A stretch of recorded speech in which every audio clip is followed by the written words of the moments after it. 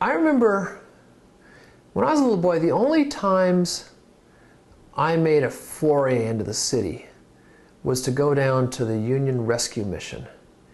And our church, we were going down to bear witness and to support their ministry there. And it was on what was called Skid Row.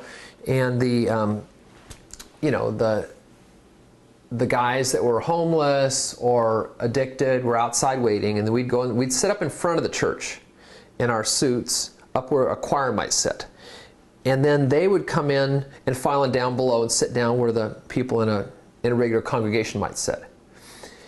And there'd be somebody that would preach, and we'd sit up there like this, and maybe we'd sing some songs, and then go off and eat. And then we'd leave.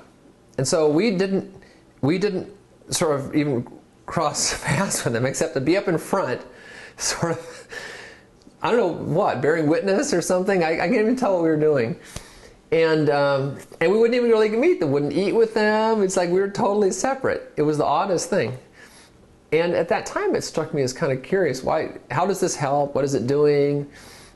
And it's just, well, there's some churches that didn't even do that. Didn't even go down to spend time down there. But it's very different from the way I think about this stuff now, that actually God wants to build relationships between me and folks that look different, and that somehow my walk with Christ is tied in with theirs, and there's a relationship that God wants to have. Now, of course, it's risky, because you can I guess there's a risk anytime you cross that kind of a culture, because you might, God might tell you to do something. It's risky to do that because God might give you a different vision for your life than you had previously.